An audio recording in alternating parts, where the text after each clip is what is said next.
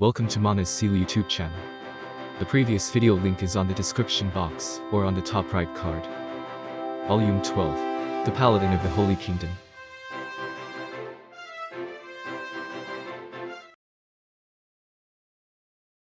Soon, they saw their objective, the small city, in the distance. From her horse at the tail end of the column, Nia looked at the militiamen marching ahead of herself. There were citizens of the Holy Kingdom who had been rescued from the prison camps. The reason why the paladins had pressed them into military service when they should have been resting was because they discovered that there were far more demihumans in the town than in the earlier prison camps.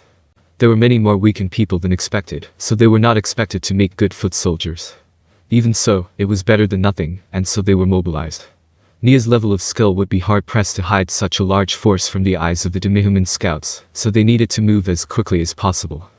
And the result of doing so was that the people only became more and more exhausted, and the number of adults sitting on cargo wagons only grew. The fact that they could actually sleep on the shaking and rattling wagons only served to show how tired they were. In contrast, the children were cheerfully running along. The priests were probably not used to long journeys on foot either, given how they would look enviously at the cargo wagons from time to time. Even in this state, they're going to be thrown straight into a battle once they arrive. Are they really going to be alright? During their strategy meetings en route, they had decided to immediately attack the city upon reaching it. That was because they lacked both provisions and time. Attacking a city with enemies lying in wait during daytime was extremely dangerous. It would be easier to approach at night, but it would be very disadvantageous to humans, who did not have night vision abilities. In particular, night battles were very dangerous for the citizens, who only had what combat training they had received as conscripts. With that in mind, they had decided to attack during the day.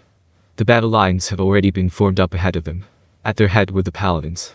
Behind them were militiamen holding wooden walls they had made after wrecking the prison camps, and at the back were the priests. The plan was the same as last time, using the angels to suppress the enemies on the walls, while the paladins broke down the gates, a tactic which relied on brute strength for everything. The citizen soldiers' job was largely limited to frightening the enemy through weight of numbers.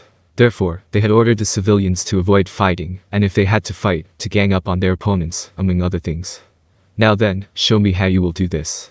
The Sorcerer King muttered to himself. As an observer, the Sorcerer King would not be involved with the battle. While they wanted to draw on his strength for a siege like this, nobody opened their mouth to ask him during their meetings. The Sorcerer King paid no heed to the pleading gazes directed at him, and he was now positioned in the rear echelon. The battle began like it had the last time. It may have been a small city, but it was very large for the region. Its portcullises were reinforced with iron, and there were murder holes above it. The walls were not built of wood, but stone. The walls and gates were also much better made than those of the prison camps, which had largely been scavenged from materials taken from the villagers. However, because this city had less than 10,000 residents, one could not say it was impregnable. The attackers found it troublesome, while it left the defenders uneasy. That was probably a more appropriate evaluation of the situation. Remedios led the paladins in a charge, while the angels attacked the demihumans on the walls. However, the angels occasionally vanished into motes of light after being hit by enemy attacks. It would seem the demihumans were the same Bafik they had encountered previously in the camps, but as expected, the ones defending this city were very skilled troops. The most obvious of them was a Bafik on the walls, hiding among the battlements, and holding a well-made long spear. He had already impaled many angels. That Bafik gave a mighty cry. Perhaps it was some kind of skill, but it did not affect the angels or the paladins breaking down the gates beneath him. Was it because of the narrow area of effect, or was it only effective on allies? The details were unclear. However, it would be good to remember that he possessed some sort of special ability. Looking down, both sides were fighting fiercely outside the gates. The Bafik thrust their long spears from the other side of the portcullis, from inside the city, at the paladins, who blocked them with spiked shields. Thus, they prevented the enemy from attacking the paladins, with the battering rams. Remedios, on the other hand, directly cut apart the long spears they stabbed at her. The demihumans dumped boiling water on them through the murder holes. However, the paladins already had protection energy fire cast on them in anticipation of this, and so no matter how much water got on them, the paladins were unscathed. Of course, since this was winter, things would be troublesome if they were drenched, and then the temperature fell, but it was fine for the moment. If they had used boiling oil instead of water, their swords would have slipped easily from their hands. Perhaps, oil was precious to the demihumans, but they did not make such preparations. The slowly advancing civilians carried the wooden walls which they had brought along to use as shields. While it would have been better if they had been made out of metal, it could not be helped given their lack of proper arms. It might not have been terribly sturdy, but it was better than nothing, and the citizen soldiers hidden behind them began spinning up their slings. They were aiming at the demihumans fighting with the angels. Of course, since they were not used to combat, the stones they threw struck the angels more often than not. Even though they were taking friendly fire, the angels were resistant to unenchanted attacks, so it was not a problem for them. Of course, it was merely damage reduction and not immunity, but still, the citizen soldiers did not do that much damage to the angels. It was simply because the sling stones would hurt the demihumans more if they hit them. Every time an angel fell, the priests would summon a new angel and throw it into the fray. While there were very few of them, this inexhaustible and untiring supply of fresh troops kept pouring on, and the demihuman resistance began to falter. After considering the opposition might use defensive magic, they ought to have splashed cold water on them. Combined with the cold of winter, it would make their opponent's body temperature plunge. After all, most people would cast spells to protect against fire. As the Sorcerer King looked at the battlefield, he muttered to himself, as though he were conducting a calm analysis of the fighting. It was hard to respond to those words. While nobody had died yet, there were those who were already wounded, so she could not bring herself to speak. Speaking of which, is it really all right if you don't participate in the battle, Miss Baraja? You ought to be able to make a good accounting of yourself with the bow I gave you. Nia was assigned to stand watch by the Sorcerer King's side. Using her own body as a shield for him was her duty. Therefore, she had not been ordered to fight. However, just like before, the Sorcerer King seemed very eager for her to use that bow of hers. Does he want me to use the weapon he lent me? I could try taking a shot from here, but missing the first shot with a borrowed weapon would be a little too.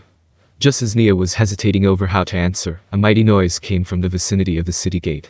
Looking over, it would seem the portcullis had been broken down. The noise was a combination of the paladins' rejoicings and the demihumans' anxious cries. Once the city gate went down, the paladins would flood into the city like an avalanche. After seeing Remedio's superb skills, the shaken beastmen grew more and more frantic. After that, the paladins retreated amidst a great clamor. Nia's keen vision saw within what was inside the narrow aperture of the gates, before the paladins had made it there. It was the same as before. A Bafik was clutching a child, even younger than before, and issuing orders to the paladins on the other side of the city gate. While his voice did not carry over to them, one could imagine the orders which had been given. The paladins began falling back and leading their retreat were Remedios and Gustavo. After that, they told the priests to have the angels fall back, otherwise they'll kill the child. Here we go again. I can't listen in from over here, I want to go over there and take part in their conversation. How about it? You have no need to seek my opinion, your majesty. Nia and the Sorcerer King walked towards Remedios, who was stationed some distance between the Sorcerer King and the city gates, and discussing something under the eyes of the uneasy citizen soldiers. We should negotiate with them, after all, Remedios said, but the one who was frowning after taking off their helmet was someone else. Perhaps it was because they knew what had happened at the first prison camp, but all of them had "How can we approve of this?" written on their faces. Even after the Sorcerer King came, they still had not found an answer. No, everyone was trying to think of how to talk Remedios down from her position of "in any case, we need to save that child," but that seemed unlikely.